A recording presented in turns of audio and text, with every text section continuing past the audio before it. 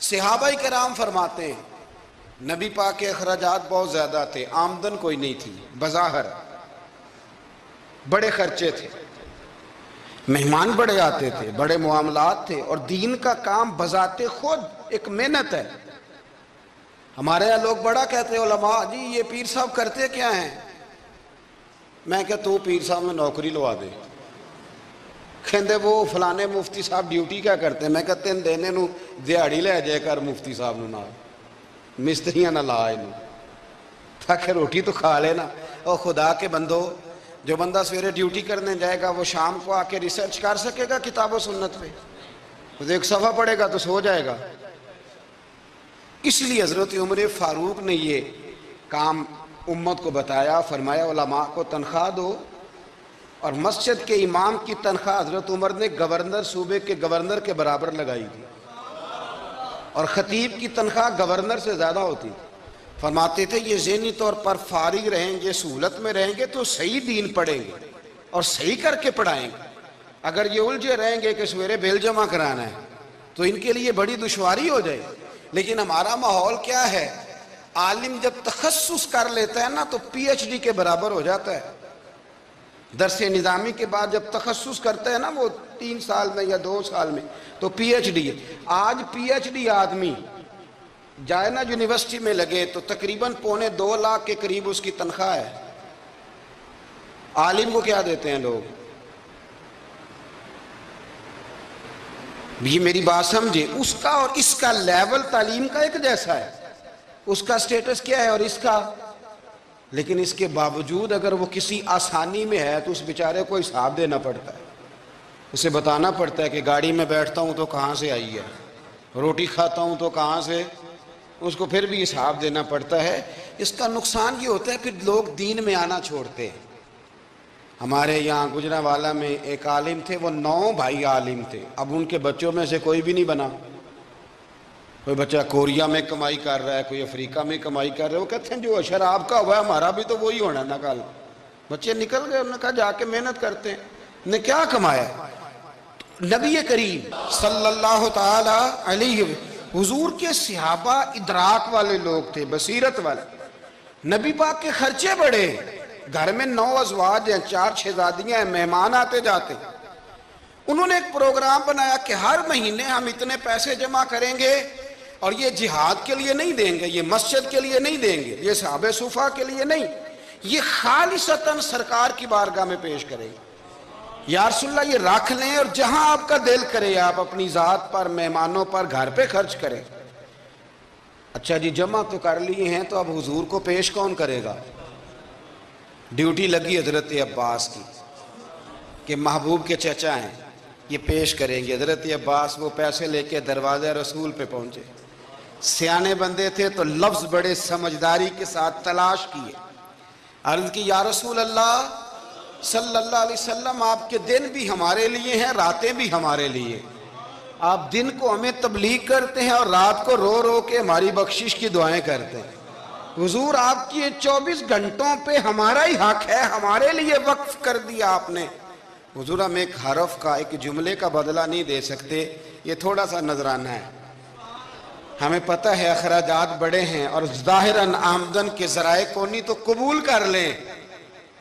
حضور کو جواب دینے ہی لگے تھے کہ اللہ پاک نے قرآن پاک نازل کر دیا، سورہ شورى کی آیت نمبر 23، فرمایا محبوب کل لا اسألکم علیہ اجرا، محبوب ان سے فرما دو کہ اس تبلیغ دین پر گویا طائف میں پتھر کھانے سے لے کر احد میں دانت شہید کرانے تک لا اسألکم علیہ اجرا، میں تم سے کسی اجر کا سوال نہیں کرتا، الا المودۃ فی القربى، ہاں اگر کچھ کرنا ہے تو میرے اہل بیت سے پیار کرتے رہنا۔ نبی پاک نے کعبہ کے سامنے کھڑے ہو کے فرمایا بیت اللہ تیری بڑی شان ہے، تیرا بڑا مرتبہ ہے، لیکن فرمایا میرے مومن کی عزت رب کی نظر میں کعبے سے بھی زیادہ ہے۔ ہم کیسے بیٹھ کے یار، ہم کیسے جرات کرتے ہیں کسی کی پگڑی کھولنے کی کونے میں بیٹھ کے؟ ہم اپنے گھر بیٹھ کے کسی پر تبصرہ کر گئے، کسی بندہ مومن کی عزت اچھال گئے، بالکل پتہ نہیں تھا بات کا، اور ہم نے کہانی بنا دی پوری کی پوری، داستان سرائی کر گئے۔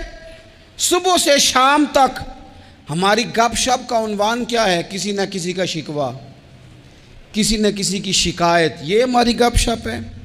خدا را حضور نے تو خطبہ حجۃ الوداع میں پہلا سبق یہ دیا تھا کہ میرے جانے کے بعد ایک دوسرے کی عزت کرنا، اور اسی خطبے میں ایک جگہ پہ فرمایا یہ نہ ہو کہ میرے جانے کے بعد تم ایک دوسرے کی گردنیں مارنے لگ جاؤ، ایک دوسرے کی عزتوں کا خیال کرنا، پاس کرنا۔ مسلمانوں، میرے عزیز بھائیوں، بزرگوں، عزتوں کا دفاع شروع کریں۔ تھوڑی دیر کے لیے اپنی زبان لوگوں کے اوپر تبصرہ کرنے سے کنٹرول میں لائیں۔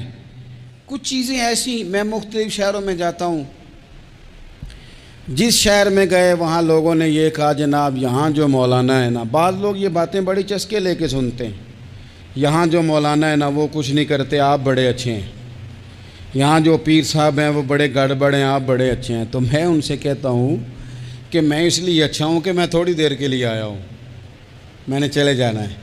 اور دوسری بات یہ کہ مجھے آپ جتنا مرضی اچھا کہہ لیں،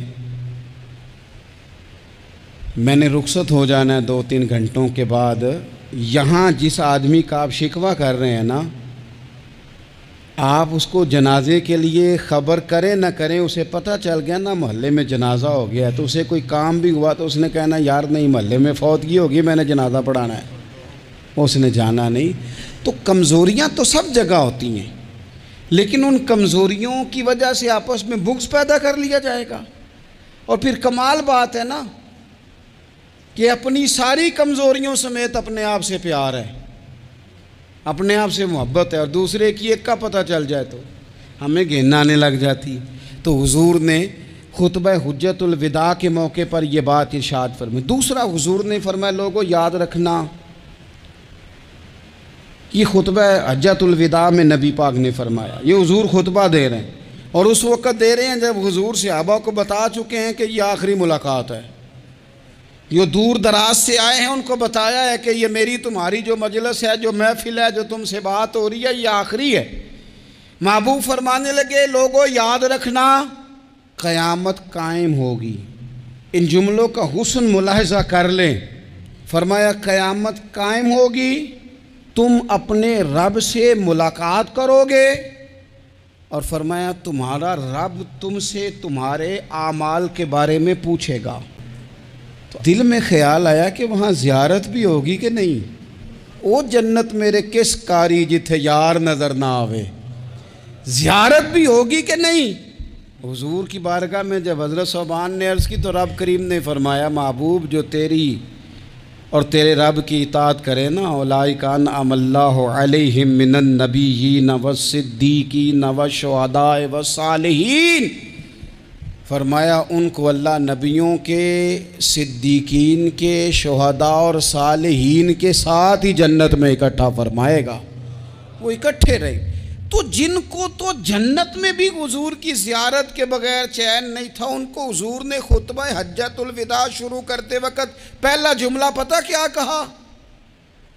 حضور اونٹنی پہ ہیں، احرام باندھا ہوا ہے، 1,40,000 کم و بیش غلام سامنے کھڑے، عرفات کا میدان۔ محبوب فرمانے لگے پہلا جملہ، جو درد والے تھے وہ تڑپ گئے، یہ سارے درد والے تھے لیکن کچھ زیادہ مزاج شناس تھے۔ محبوب نے پہلا جملہ کہا، حضور فرمانے لگے لوگوں جس طرح آج اکٹھے ہوئے ہیں شاید اس کے بعد دوبارہ ہم اکٹھے نہ ہوں۔ پہلا اعلان ہی کر دیا کہ یہ تمہارے ساتھ جو آج خطبہ ہے نا، اس میں اشارہ دے دیا کہ دوبارہ نہیں جمع ہوگے، اگلا حج نہیں کرنا، بس ختم ہوئی بات۔ یہ آخری پہلی بات ہی حضور نے یہ بیان کی۔ اب وہ اتنے دل نرم ہو گئے حضور کی بات سن کے، آنکھوں میں آنسو اس طرح آ گئے، طبیعت کا ملان اتنا بڑھ گیا کہ ہر ایک کا دل کشکول بن گیا، ہر طرف سے آہیں اور سسکیاں ہیں کہ حضور کے وہ جملے یوں صحابہ لے رہے تھے جب آپ سے کوئی کہہ دے کہ بھئی بس بھئی یہ وقت بس آخری ملاقات کا ہے، تو پھر انہوں نے وہ تو حضور کی ہر بات ہی توجہ سے سنتے تھے، پر یہاں جو انداز بن گیا وہ انوکھا بن گیا۔ فرمایا شاید دوبارہ ملاقات نہ ہو۔ پھر میرے کریم محبوب صلی اللہ تعالیٰ علیہ وسلم نے فرمایا جس طرح تمہارے لیے یہ شہر حرمت والا ہے، مکہ حرمت والا ہے نا، ایک نیکی کرو تو مکے میں 1,00,000 کا ثواب، حرم مکہ میں ایک گناہ کرو تو وہ بھی 1,00,000 لکھا جاتا ہے، حرمت والا ہے، بڑی عزت والا ہے۔ فرمایا جس طرح یہ گھر عزت والا ہے کعبہ، جس طرح یہ شہر عزت والا ہے، فرمایا جس طرح آج کا دن حرمت والا ہے، مسلمانوں میں تمہیں بتا کے جا رہا ہوں، تمہیں سمجھا رہا ہوں، اسی طرح میں نے تم سب پر ایک دوسرے کے مال اور عزت کو حرمت والا کر دیا ہے۔ اور صحابہ کو نا حضور نے پہلے یہ سبق پورا حضور نے پوچھا، یہ بھی ذرا کمال ہے، یہ بخاری مسلم کی حدیث ہے۔ حضور نے صحابہ سے پوچھا 9 ذی الحج ہے، جمعے کا دن ہے، ذی الحج کا مہینہ ہے، سب کو پتہ ہے، لیکن نا آپ جمعہ پڑھنے ہیں تو میں آپ سے کہوں کہ آج کون سا دن ہے تو آپ کہیں کہ جناب جمعہ ہے، عجیب آدمی ہے، جمعہ پڑھا رہے ہو۔ لیکن جو صحابہ کا انداز ہے وہ اور ہے۔ حضور نے پوچھا آج یہ کون سا مہینہ ہے؟ یہ ادب ہے، یہ مقام ہے، یہ وہ مقام ہے جہاں بہت سارے صرف عقل والے بندے جو ہوتے ہیں نا وہ بیچارے گرتے پھڑتے ہیں اور کہتے ہیں جی بات آتی ہو تو بتانی چاہیے، یہ کیا بات ہوئی جی، بندہ بولے ہی نہ، یہ کیا لیکن کچھ لوگ ایسے ہیں جن کا دھارہ ادب کچھ اور ہوتا ہے، انہیں ڈھیروں باتیں بھی آتی ہوں تو ہر جگہ بات کرنے کی نہیں ہوتی، سب جگہ کہانیاں سنانے کی نہیں ہوتی۔ حضور نے فرمایا کون سا مہینہ ہے؟ قربان جائیں بھیا کو زبان ہو کے کہنے لگے واللہ و رسولہ عالم، اللہ جانے اللہ کا رسول جانے، سانو تے قید سجن دا گہنا ہے، او جنج رکھے ایسا اونج رہنا ہے، ہمیں کیا پتا؟ پوچھا کسی نے، لکھا ہے صوفیاء نے، کسی نے پوچھا اوہ تمہیں پتہ نہیں، کہنے لگے چپ کر، ہمیں کیا پتا کون سا مہینہ ہے؟ تو حضور نے فرمایا آج تاریخ کون سی ہے؟ بھائی صاحب کو پتا تھا نا 9 ذی الحج کو یہ حج ہوتا ہے، کون سی تاریخ ہے؟ کہا واللہ و رسولہ عالم، اللہ جانے اللہ کا رسول جانے، قربان جائیں۔ حضور نے پوچھا دن کون سا ہے؟ سب کو پتہ ہے جمعہ ہے، کہنے لگے واللہ و رسولہ عالم، اللہ جانے اور اللہ کا۔ وہ صحابہ بتا کیوں نہیں رہے؟ تو اہل محبت کہتے ہیں صحابہ کا جواب یہ تھا ہمیں کوئی مہینوں سے غرض ہے، ہمیں کوئی دن سے غرض ہے، ہمیں کوئی تاریخ سے غرض ہے؟ حاجیو آؤ شہنشاہ کا روضہ دیکھو، کعبہ تو دیکھ چکے، کعبے کا بھی کعبہ دیکھو، ہمیں تو محبوب سے غرض ہے۔ مہینہ تھا ذی الحج کا، اگر حضور کہہ دیتے ذی الحج نہیں ذی قعدہ ہے تو ہم نے ذی قعدہ ہی بنا لینا تھا۔